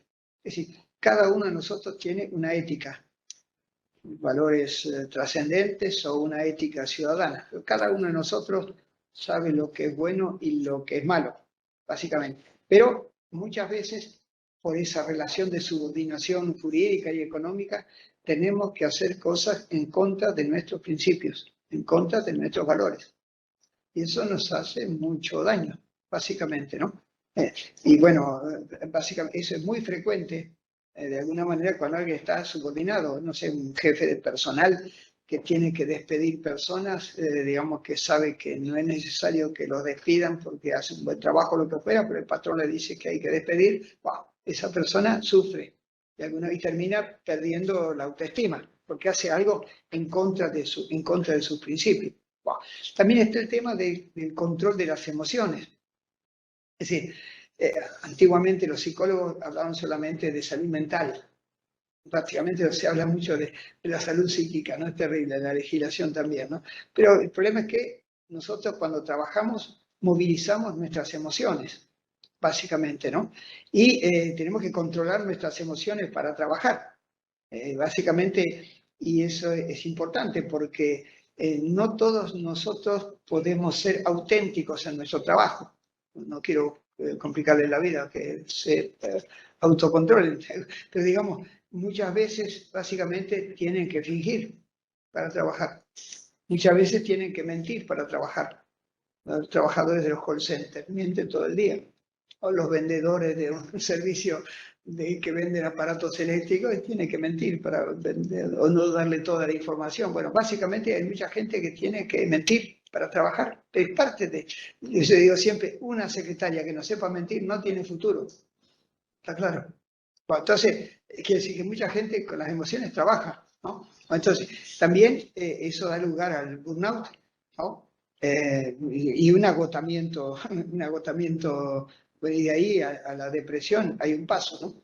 Y también otro elemento que influye mucho en esta situación es la seguridad o la estabilidad, es decir, el desempleo, la precariedad, el que trabaja en negro, que no tiene un recibo de sueldo, que no va a tener obra social, que no va a tener que hacer un lío para jubilarse, o todo eso implica un sufrimiento en el trabajador. De modo que ahí no hay sangre derramada, no hay huesos quebrados, pero algo más que es más profundo del ser humano está de alguna manera en cuestión. Bueno, y digamos, para ir redondeando, creo que es importante porque aparte del accidente, enfermedades, huesos quebrados, sangre derramada, lesiones o lo que fuera, está el tema del sufrimiento. Entonces, el problema es que con estos cambios en el modo de desarrollo y las nuevas tecnologías, es cada vez más importante el sufrimiento que sufren las personas y eso le quita satisfacción en el trabajo. Y lo que yo aprendí cuando hacía esta publicación, esta investigación, es que como el ser humano es esa unidad sustancial entre el cuerpo, dimensiones psíquicas y mentales, básicamente los problemas psíquicos y mentales se somatizan. Claro, todos nosotros hemos tenido un dolor de barriga el día de un examen difícil, entonces, y hoy día, bueno, las principales estudios epidemiológicos demostraron que los ACV, bueno, Argentina es una de las principales causas de muerte, los infartos de miocardio, problemas de tipo hiper o baja presión, perturbaciones del sueño y del humor, úlceras, trastornos de ansiedad generalizada. Hay muchos problemas de salud física que de una manera es la repercusión de estos problemas de tipo psíquico y mental. Y nosotros, cuando hay un caso de esto, si alguien de la familia o alguien de nuestro lugar de trabajo, si hacemos una trayectoria de la actividad de esa persona, descubrimos enseguida cuál era la causa. Hay casos, tengo varios casos en el CONICET o lo que fuera, de personas que sufrieron algunos de estos problemas de salud física y viendo cómo trabajaban, cómo vivían, era claro que eso le iba a pasar. Bueno, esto es importante porque todo esto hace que es un tema central, digamos, se habla de la centralidad del trabajo y, digamos, lo importante es que, digamos, entre los problemas que surgen de este modo de desarrollo neoliberal, básicamente una de las cosas más importantes es que se le ha perdido el sentido al trabajo. La gente no sabe por qué trabaja ni para qué trabaja. Se le pierde, la gente no hay mucho tiempo para pensar en eso. No. Entonces, y bueno, y esa pérdida del sentido del trabajo es importante porque la explicación son las malas condiciones de trabajo y estos riesgos psicosociales en el trabajo. Entonces, digamos, hay en los últimos años una serie de investigaciones muy importantes, tanto en Estados Unidos como en Europa. No sé si escucharon ustedes o leyeron la gran dimisión, la gran dimisión. Sí. La cantidad de gente que deja de trabajar de un día para otro, que comunica por el WhatsApp al patrón que no es para trabajar, pero básicamente importante porque ya no le encontré el sentido. Con malas condiciones de trabajo, un patrón que grita, que hay malas relaciones, que esto, que lo otro. Entonces, eso explica el ausentismo en muchos lugares, ¿no? No todos faltan, no todos los trabajadores faltan de la misma manera, ¿no? La rotación, la gente se va de una empresa, va a otra, los más jóvenes no soportan las malas condiciones de trabajo, si pueden, se van. La falta de compromiso en el trabajo, la pérdida de interés, bueno, y los empresarios tratan de compensar todo eso con un plus por presentismo, pero la gente va a trabajar enferma, todo tiene presentismo. El aguinaldo, para que no rote, se va. Y también, de alguna manera, para que aumente la productividad. Entonces, el problema es que, cuáles son los elementos por los cuales un trabajador puede volver a encontrarle sentido al trabajo. Bueno, tiene que tomar conciencia de 3 o 4 cosas. Bueno, uno, de que su trabajo tiene una utilidad social. Es decir, el resultado de mi trabajo satisface necesidades de otros. Es decir, soy útil a la sociedad en mi trabajo. No siempre la gente piensa todo eso. Segundo, en el trabajo hay una recompensa monetaria, obviamente, si hay estabilidad, mejor, pero también si hay un reconocimiento por parte de la jerarquía y de los colegas, y también hay un apoyo para poder hacer frente a las dificultades del trabajo. Entonces, si hay ese reconocimiento, ese apoyo y esa recompensa, eso nos permite encontrarle un sentido al trabajo. Y también cuando en el trabajo tenemos una percepción o concepción de alguna de que tenemos nuestros conocimientos, nuestros diplomas, lo que fuera, y estamos desarrollando esos conocimientos, ese potencial, estamos aprendiendo y estamos creciendo personalmente y desarrollamos entonces nuestro potencial. Entonces, el problema es que de encontrarle de vuelta un sentido al trabajo depende de nuestra felicidad y encontrarle placer y satisfacción en el trabajo. Bueno, básicamente es eso, en resumen, lo que quería contarles.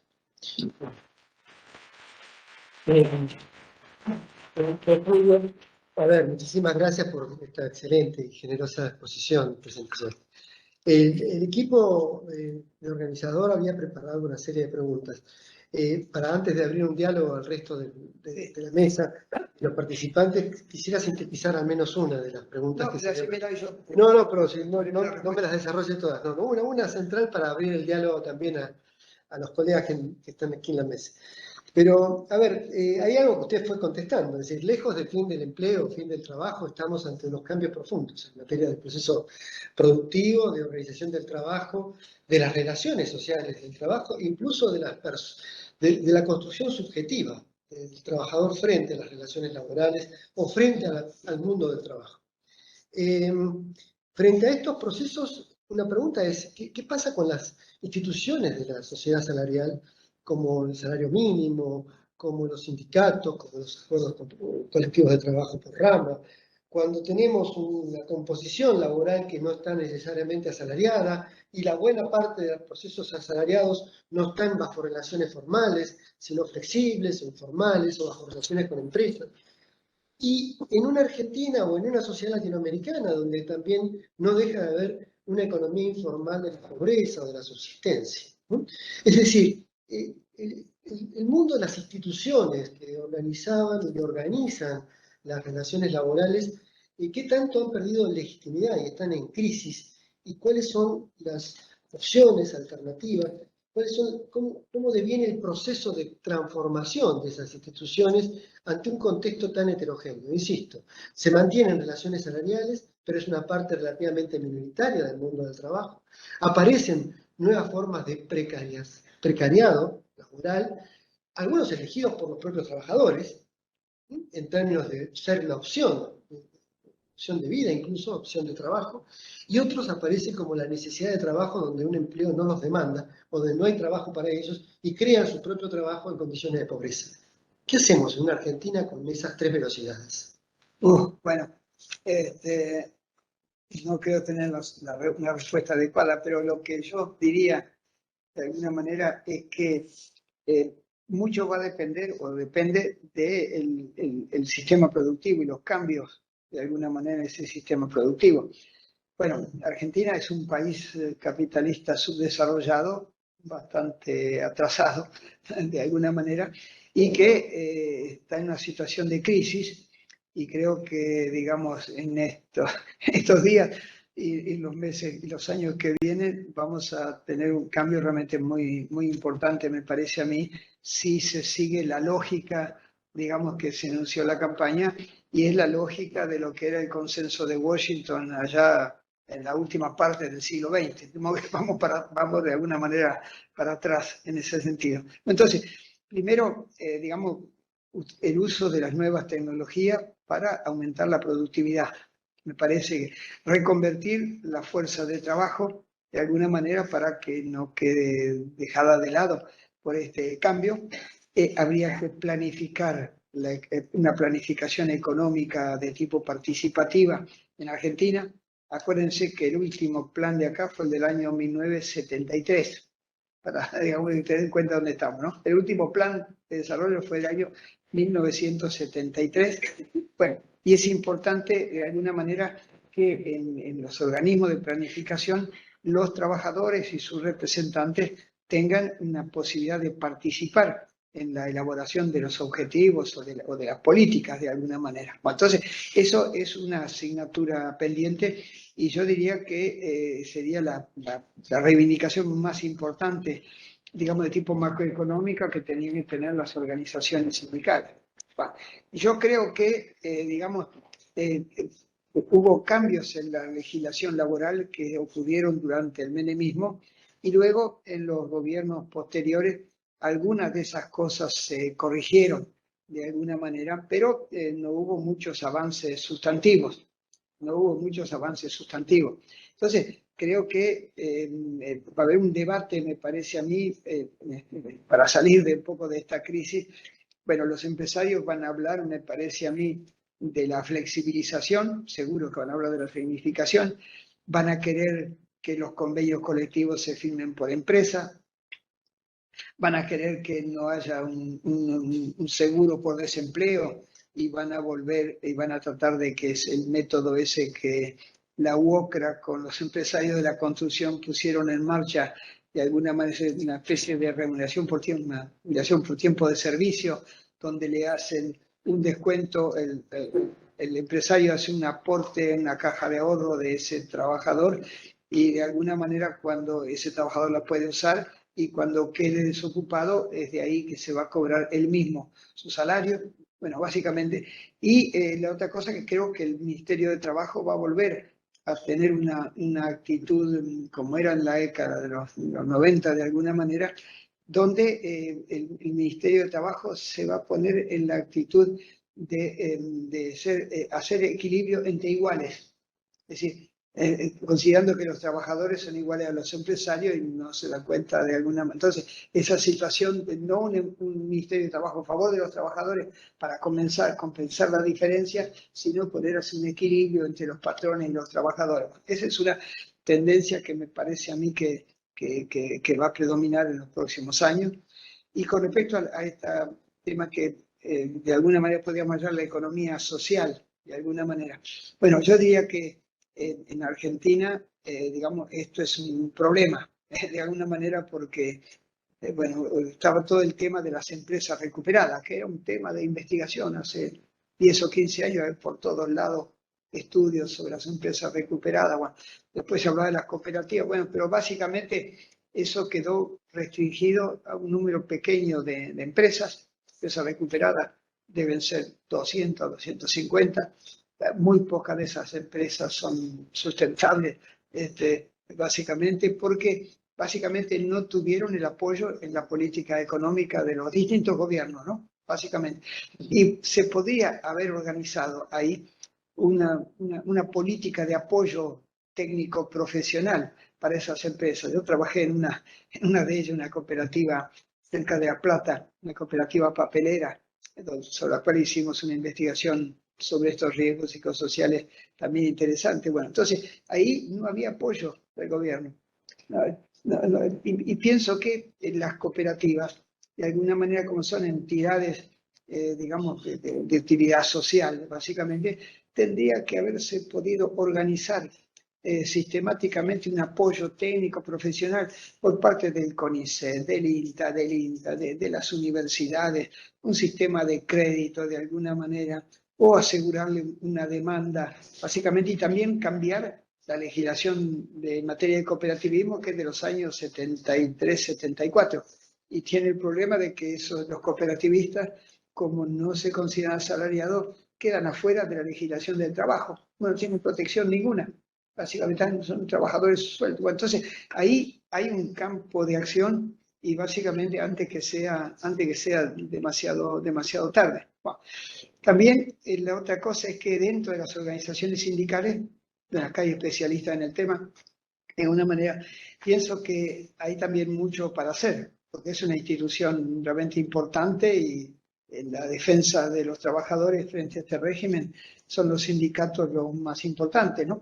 Pero el modelo sindical argentino es único en América Latina. No hay otro que se le compare. Es sindicato único por rama de actividad, digamos, donde el pluralismo no es muy frecuente. Es decir, que en un sindicato quiera hacer una lista aparte ante las elecciones, esa persona va a tener algunas dificultades, seguro, seguramente. No hay una democratización, digamos, del método de gobierno, es un poco el líder, ¿no? El peronismo el líder que decide, el líder ese decide, y chao, los demás. Si el secretario general no da el acuerdo, no se puede hacer nada. Es terrible, ¿no? Los sindicatos. Bueno, entonces, no hay mucha democratización interna. No hay mucha, los dirigentes no se renuevan, duran décadas, 3-4 décadas. De alguna manera no fueron capaces de crear gente que los reemplace, no se renueven. El papel ahí de las mujeres es insuficiente. El sindicato textil, la mayor parte de los dirigentes son varones y la mayor parte de las mujeres son trabajadoras. Entonces, hay algo que hay que hacer. ¿Cuál es el rol de los sindicatos? Hay ahí algo que hay que hacer, pero eso tendría que venir de adentro. Bueno, eso no es una ley Muchi como a la época de Alfonsín, no es una ley Muchi que lo van a cambiar. Tiene que venir de adentro, una toma de conciencia de alguna manera, para que, digamos, aceptar el pluralismo, de alguna manera democratizar el sistema de tomar las decisiones, renovar los dirigentes, dar mayor espacio a los jóvenes. Uno va a un sindicato y es una cosa, un lugar de viejos, no hay jóvenes. En el sindicato no hay jóvenes, son todos viejos. Bueno, entonces se dan cuenta que los jóvenes prefieren hacer otra cosa antes que ir al sindicato. Bueno, entonces, eso me parece, hay excepciones por supuesto, pero me parece importante que algo tiene que venir ahí, algo se tiene que hacer. Pero yo diría que hay un papel ahí muy importante en todo esto, pienso en las universidades, el CONICET, organismos técnicos del gobierno, para de alguna manera, en el caso de las cooperativas y las empresas autogestionarias, ahí hay un campo de acción muy importante que tendría que institucionalizarse, ¿no? De alguna manera. Y bueno, con respecto a la actividad con los sindicatos, digamos, ustedes van a reír, pero yo creé en la facultad esta, la carrera de Relaciones de Trabajo, 1984-85. Wow. Y después la copiaron en Loma de Zamora, en Jaureche, en Moreno, en Corrientes, ahora en Rafaela, qué sé yo. Bueno, y ahí de alguna manera se formaron profesionales de las relaciones de trabajo con una orientación más progresista. Porque, bueno, hicimos atención en los programas, los profesores, lo que fuera. Como que ahí hay un capital de alguna manera que los sindicatos podrían realmente utilizar, básicamente. Y bueno, hay muy pocos sindicatos donde haya personas de las relaciones de trabajo que tengan algún papel preeminente. Los sindicatos son los abogados, abogados, pero después economistas muy poco, especialistas en relaciones de trabajo muy poco. Entonces, eso ayudaría a modernizar de alguna, porque la que se viene me parece que es una situación muy complicada, y las armas que ya tenemos, que están todas oxidadas, difícilmente se va a poder hacer algo nuevo, una nueva batalla. Como que me parece a mí que hay un desafío muy fuerte, de alguna manera, y todo esto, bueno, la compañera que me formuló esta pregunta me ayudó a pensar todo esto y me parece que hay un trabajo muy grande por delante, digamos, de trabajo en cooperación, digamos, establecer una relación, digamos, entre la academia y el mundo sindical. Bueno, en los países desarrollados, bueno, yo conozco más bien los de Europa, ¿no? En todos lados hay institutos de formación sindicales que son cogestionados por las universidades con los sindicatos. Todos los sindicatos, no solamente uno, todos los sindicatos, digamos, todos los sindicatos con la organización, con representantes de la universidad, y es algo cogestionado y de alguna manera tienen subsidios del Ministerio de Trabajo o del Ministerio de Economía para la realización de cursos, y hay una legislación que llamaríamos de educación permanente, básicamente, en el cual los trabajadores tienen al año prácticamente, creo que pueden llegar a tener hasta un mes de licencia con goce de sueldo para seguir cursos de formación profesional y de formación sindical. Bueno, eso es algo que tendríamos que haberlo puesto acá ya en marcha tantos años que, digamos, pero es algo que en algún momento tiene que eso empezar a funcionar para articular, digamos, la relación entre la universidad y el movimiento sindical. Y eso me parece que sería muy útil, y la experiencia, yo tengo mucha experiencia de eso, pero digamos la experiencia, bueno, se frenaron con el golpe militar del 76, pero me parece que eso es algo muy importante porque permitiría a los universitarios tener un contacto directo con la realidad y no a través de los libros, ¿no? Y eso me parece que es importante, y los trabajadores se podían beneficiar de los conocimientos que se elaboran en la universidad para modernizar su forma de funcionamiento y también sus reivindicaciones. Entonces, eso me parece que sería muy importante. Y, bueno, no hablo más, pero digo que yo, tal vez compañero que estuvo en el Ministerio de Trabajo en la provincia, se acordará que le decía cada rato que hay las leyes en Argentina son como un florero, ¿no? Básicamente una cosa decorativa. Hay un artículo, el 14 bis de la Constitución Nacional, que si ustedes lo leen, básicamente participación en los beneficios, participación en la propiedad, participación en la gestión de la empresa. Bueno, básicamente ese artículo quedó ahí. Básicamente hemos hecho un análisis con el doctor Cordone y hay como 30 o 40 proyectos de ley de participación. Ninguno pasó de la etapa de comisión, ninguno. Y eso permitiría democratizar las empresas y estimular un poco la participación, que la gente se interese, le encuentre un sentido al trabajo porque puede participar en las decisiones o lo que fuera.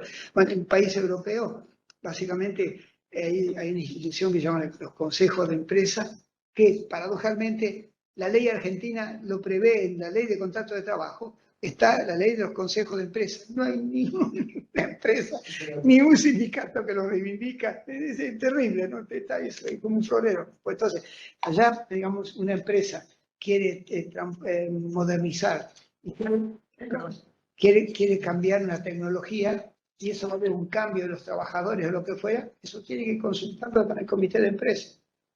Entonces, ahí se aseguran de que no va a haber desempleo, que no, si hay una nueva máquina, bueno, formar antes al trabajador para que no quede de lado, como que esa instancia de participación, antes se llamaba democracia industrial, digamos, básicamente un poco la tradición de los partidos socialdemócratas europeos, no la democracia industrial, que está vigente en Europa. Sí. Por eso es que no hay huelgas en Suecia, no hay huelgas en Alemania, no hay huelgas en Bélgica, porque hay una instancia de donde se discute esa cosa y, bueno, concesiones mutuas y finalmente se llega a un acuerdo, básicamente para resolver esos problemas. Y la gente es más responsable, digamos, se interesa por la marcha de la empresa porque es parte de eso, ¿no? Como que hay un cambio muy fuerte. Y claro, tal vez el problema no es el momento más oportuno para pensar en estas cosas por los resultados electorales, pero de alguna manera no habría que, como dice un colega, lo único que puede hacer el capitalismo es retrasar el cambio de la historia. Pero no lo va a cambiar. El capitalismo puede retrasar el cambio de la historia, no lo va a cambiar. En algún momento eso cambia, ¿no? Bueno. Bueno, a ver, ¿algún comentario, alguna observación, preguntas? Hacemos una serie de comentarios o preguntas y después cerramos para que demos paso al siguiente. Muchas gracias, Julio, por la presentación. Realmente muy buena. Yo la pregunta que voy a hacer, no por lo que dijiste, sino por lo que no dijiste. Interrogantes sobre cosas que yo esperaba que ibas a mencionar en términos pensando el trabajo en el futuro, Sí. Y que no mencionaste. Uno de ellos es la duración de la jornada máxima. Perdón, lo tenía anotado. En términos de empleo, puede ser discutible en cuánto el incremento de la productividad afecta al empleo, si es lineal el impacto del empleo, es discutible. Donde no es discutible es en el tema de salud de los trabajadores que vos mencionaste. La duración de la sobreocupación en Argentina, más una ley que tiene cerca de 100 años, la de 48 horas, con las adecuaciones por sector, por turno, por trabajo nocturno, me parece un tema que debería, no resuelve el tema del empleo ni la salud de los trabajadores, pero forma parte, esperaba que ibas a incluirlo en el tema de... Para acordar. La otra también, bueno. No sé, La otra tiene que ver con un aspecto, cuando describiste el ritmo-fordismo, describiste muy bien cómo la estructura productiva definía el conjunto de relaciones laborales, el cambio de relaciones laborales.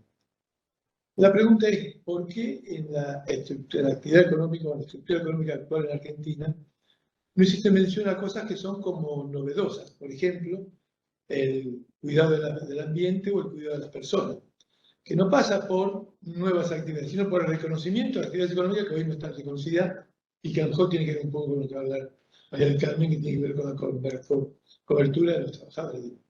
La economía del cuidado de las personas y una parte importante de la economía del cuidado del ambiente tiene que ver con condiciones de trabajo precarias, precarizadas y eso. Entonces, me llamó la atención que no haya hecho mención, pensando en ese cambio, de qué manera la estructura productiva se va a modificar en función de estos objetivos, de estas actividades económicas nuevas, cómo eso se reflejaría en el empleo, digamos. Bueno, y reconociendo muy bien que el tema del impacto de las nuevas tecnologías sobre el empleo, con todas esas utopías, digo, se ha demostrado que no es así, que no es cierto que las innovaciones tecnológicas tengan que ver con el tema del desempleo actual. Cuestiona la linealidad entre el cambio tecnológico e impacto del empleo negativo. Eso está claro que no está aprobada esa línea única. Vamos a abrir a otros antes de responderle. Eso es importante. Sí, a ver, abrimos otros comentarios. Los demás, pero no, lo de... Abrimos algunos, déjenme preguntarle a otros, hacer otros comentarios, si usted los reúne. ¿Hay algún otro comentario? ¿Alguna pregunta? Yo te quiero preguntar lo siguiente. Yo siempre tuve mucha curiosidad para saber cómo es la forja sindical de un trabajador joven. Un pibe, qué sé yo, en los ferrocarriles en Constitución, que ve una irregularidad o un acto de injusticia o algo que quiere denunciar. ¿Dónde aprende ese pibe qué es lo que tiene que hacer? ¿Tienen hoy los sindicatos pequeñas escuelas sindicales o aprende por socialización de los compañeros? Porque hay que saber cómo pararse ante una irregularidad, una violación. ¿Cómo aprenden? ¿Una tercera? Bueno, gracias a los dos. Bueno, primero, yo, para ser más corto, no hablé del tema de la duración del tiempo de trabajo. Bueno, entonces, esto me parece que es central por dos razones. Una, por el tema de que si, como se dice, si todos trabajan menos, va a haber trabajo para todos. ¿no? Trabajemos menos para que trabajen todos. Era un poco la... Entonces ahí, con respecto a la duración del tiempo de trabajo, bueno, Argentina tiene la ley esa de los... Bueno, no se cumple estrictamente, pero es la ley de 8 horas o 48 semanales, que es más o menos el convenio número 1 del OIT de 1919. Ahí estamos, ¿no? Convenio número 1. Entonces el problema es que, digamos, tal vez con la excepción de en algunas empresas de Estados Unidos, sí, pero en el resto de los países europeos, la duración de la jornada en todos es menor. En el caso de Francia fue una conquista muy importante que era las 35 horas. Básicamente en Francia se trabajan 35 horas semanales y hay una especie de, le llaman ahorro de RDT, ahorro de tiempo de trabajo. Que decir que si una persona trabaja más un día, el otro día puede trabajar menos. Y eso se aplica hasta en los gerentes. Y la gente de la inspección del trabajo va normalmente a las empresas una vez que termina la jornada y van a ver en el parking los autos que están de los ejecutivos y básicamente le dicen que también ellos tienen que trabajar 35 horas porque es una forma, digamos, si hay una reducción fuerte del tiempo de trabajo, de inmediato se genera más empleo. Es inmediato. Si hubiera una ley ahora, en un mes hay más. Nunca va a ser el equivalente, digamos, pero se generan más. Y digamos que la explicación ahí me parece que más importante es que si uno estudia bueno, históricamente el tema de la productividad y la duración de la jornada, en 2 siglos la productividad creció 30, 40 veces. Y la duración de la jornada pasó de 12 a 8 o de 8 a 7. Quiere decir que ha habido una acumulación de capital fenomenal. Es decir, que si pues incremento de la productividad crece a esa velocidad y la duración de la jornada no va en la misma proporción, obviamente que hay una sobreexplotación de los trabajadores. En términos, diría, valor relativo, diría un marxista, ¿no? Entonces, esto me parece que es un tema central y que, digamos, tiene un impacto inmediato sobre el empleo, no va a resolver el desempleo, pero va a tener un impacto sobre el empleo, pero va a haber una mejora sensible en la salud de los trabajadores. Sobre todo el trabajo, la gente que trabaja de noche o la gente que trabaja por turnos, queda hecha bolsa. Y la familia de esa empresa, cuando fuimos ahí a estudiar, tuvimos una reunión con los trabajadores que trabajan por turno y con familiares. Bueno, vinieron 3 esposas solamente, ¿no? En un seminario que hicimos. Y resulta que nos contaban cómo el trabajo por turno impacta en la vida de la familia y de esas mujeres. Es terrible, ¿no? Porque de alguna manera, bueno, había una que decía, mi marido viene y duerme. Prácticamente no hacía otra cosa que dormir.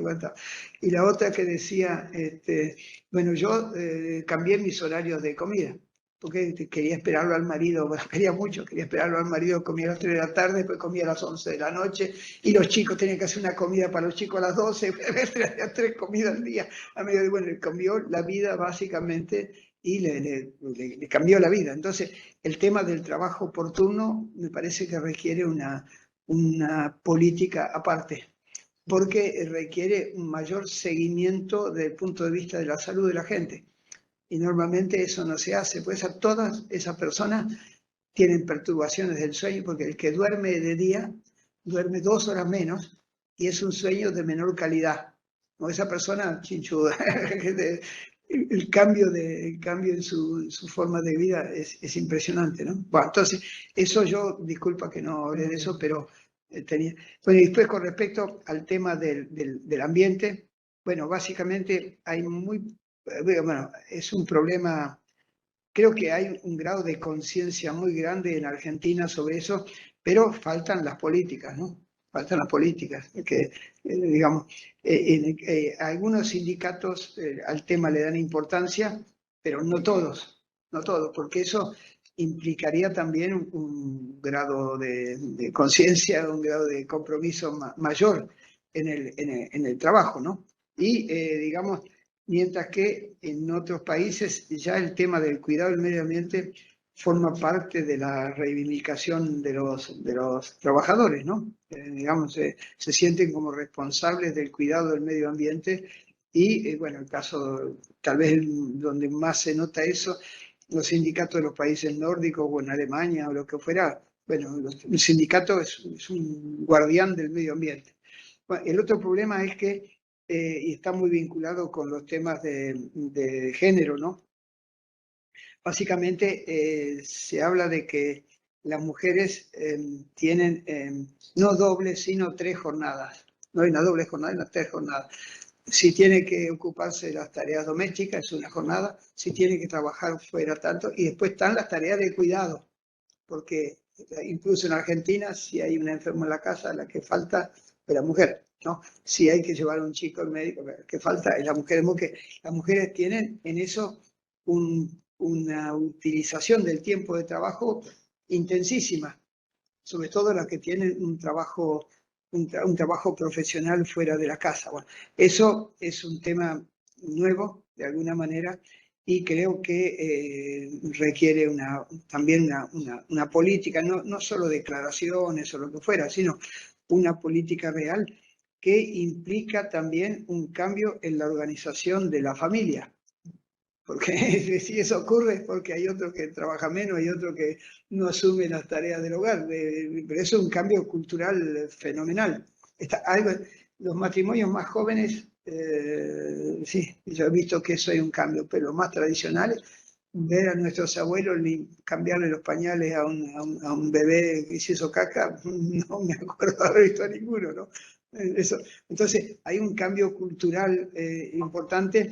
Y, digamos, esto daría lugar a empleos, es lo que en el caso de los franceses le llaman empleos de proximidad.